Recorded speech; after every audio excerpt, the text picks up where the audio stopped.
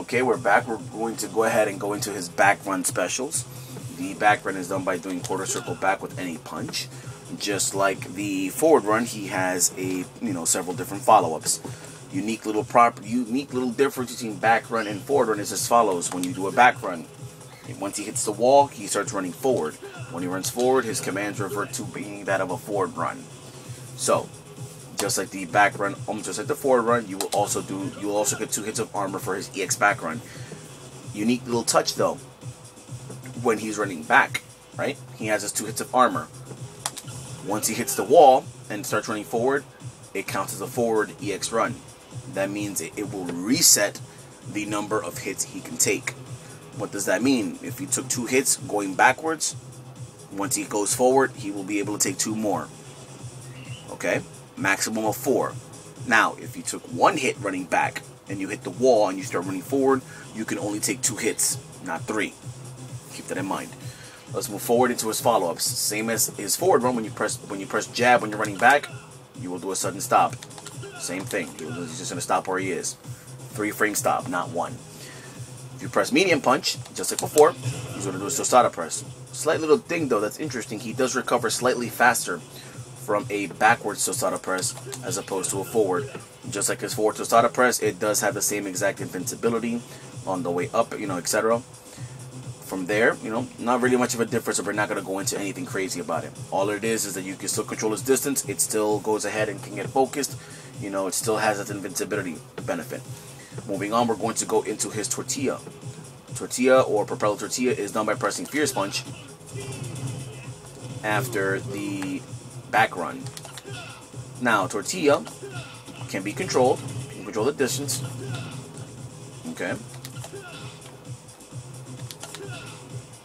See, this is when you hold it back. This is when you don't do anything. This is when you hold back. Forward. Interesting little thing about the move. Recovers faster than it looks. Another thing I like to do too is, besides landing it of course, let's say for example I'm going to go ahead and do that, keep it short. And land it again, obviously, derp. One thing I like to do with that move is I like to buffer ultra. Now you gotta buffer it a little later than, let's say, from running, running backstep. You can still buffer it. There you go. That's what I was trying to show you earlier. Sorry about that. Took a little too long there. But anyway, you can also use this as a buffering tool. For example, you can do a tortilla holding back while you're doing it. Next thing you know, they dragon punch you. We're buffering ultra. Game over. So, moving on. That's the uses for tortilla propeller. It's very useful in that respect. The other thing that's unique about it is, unlike fajita, they can be crouched. You'll still grab them. They have to be in the air. It is a grab. They cannot block it. They cannot focus it. They must be in the air to not get caught by it. You can also reset an opponent with it when they're in the wall. Well, I obviously dropped it there, but trust me, it does work. You can reset with light kick. And then when you do that, of course, you can go into your pressure games. Now, that takes care of that. Right now, the move does not have any invincibility on the way up. That was a nerf that El Fuerte received going into Arcade Edition. So it is not as good as an anti-air tool right now.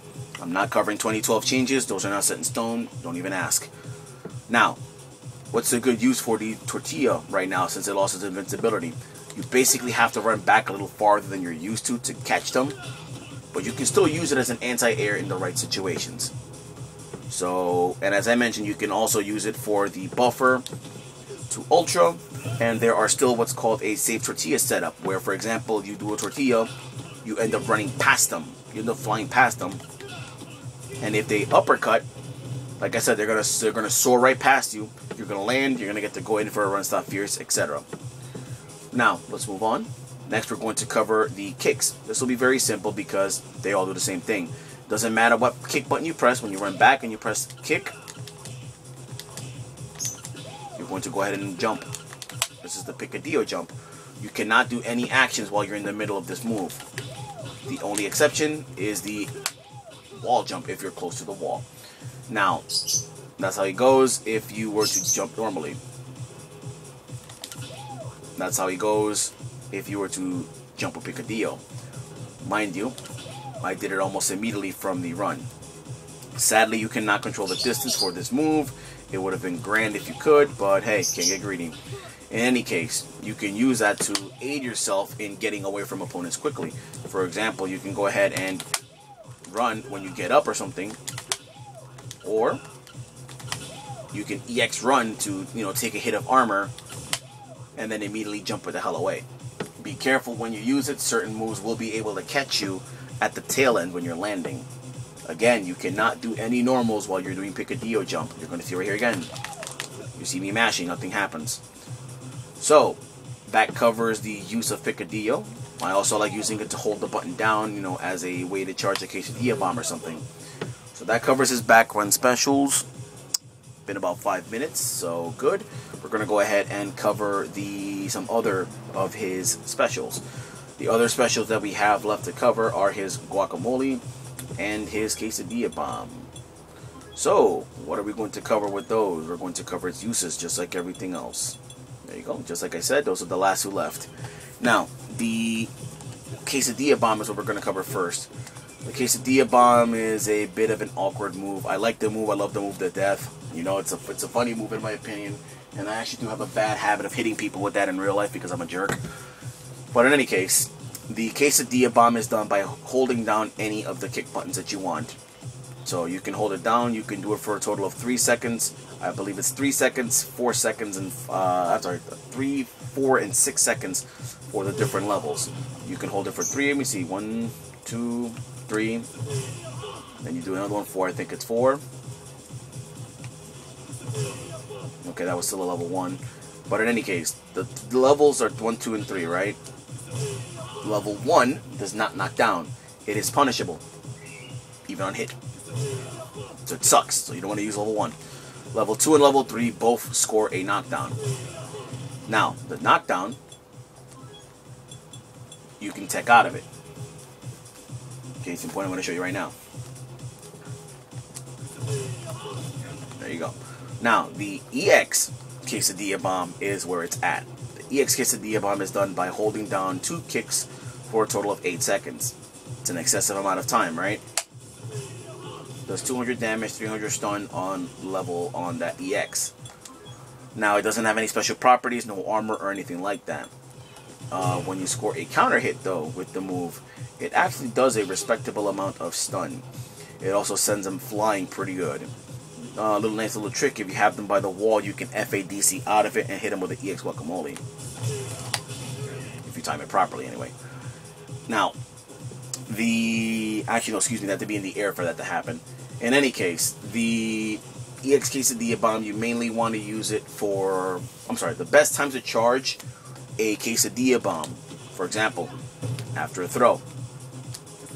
You can use it, let's say, for example, after a guacamole, you're already holding down that button.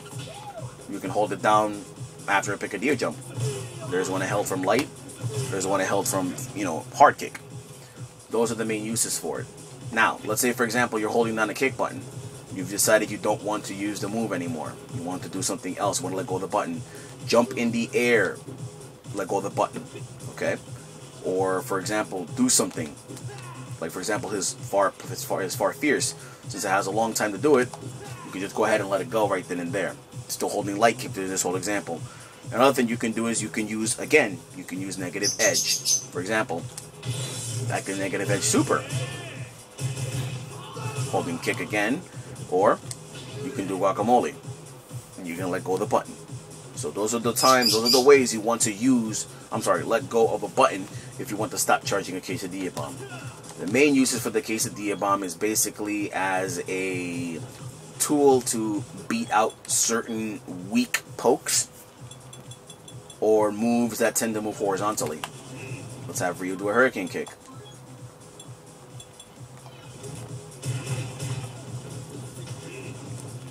So, we have Ryu doing this little hurricane kick. We're charging a quesadilla bomb. There you go. That's what you really want to use quesadilla bomb. It's very useful in that respect. Also, nice little tidbit. It beats dive kicks, actually. It beats dive kicks very, very, very well. So that's something you want to keep in mind. It's very fun in that respect to beat out the dive kick with that. Now, the other thing I wanted to remind you of about the quesadilla bomb is some of the things that suck about it. The move has a noticeable startup. The move also has quite the recovery. As you'll see how when El Fuerte hits them, he gets pushed back. You cannot alter the recovery, doing it at a maximum distance or whatever. That doesn't exist. Speaking of which, do not use quesadilla bomb at its maximum distance. That's what's gonna happen. You're gonna stop right in front of them. So, what does that mean? You want to use this is the kind of move that you want to use rarely. This is the kind of move that, for example, you go ahead and just you're pressing or whatever. You keep pressuring, and then you throw it out there when you feel that they're going to throw a poke that you can beat. Okay? Move loses to low attacks, so be careful with that. But even then, there are some low attacks that it will beat, depending on how slow the move is. Now, the other thing I was mentioning, it's recovery. That's why typically when I use a quesadilla bomb, I want to have some meter on me, because in the event that it does get blocked, I can go ahead and do something else. Ways to combo quesadilla bomb. You can combo it after, for example, a close fierce punch. You can combo it on close medium punch on counter hit. And I did it incorrectly, obviously, because I let go of the button. Also, in the right situations, you can go ahead and get your super on. Typically, you want to do that in the wall, although because level 2 and 3 do knock down. But it does work just fine with level 1. Now, other than that, let's go ahead and move on to the next move. The next move we're going to cover will be his guacamole. We're about at 12 minutes, so we're going to go ahead and stop it here and continue onward with guacamole and super in the next video.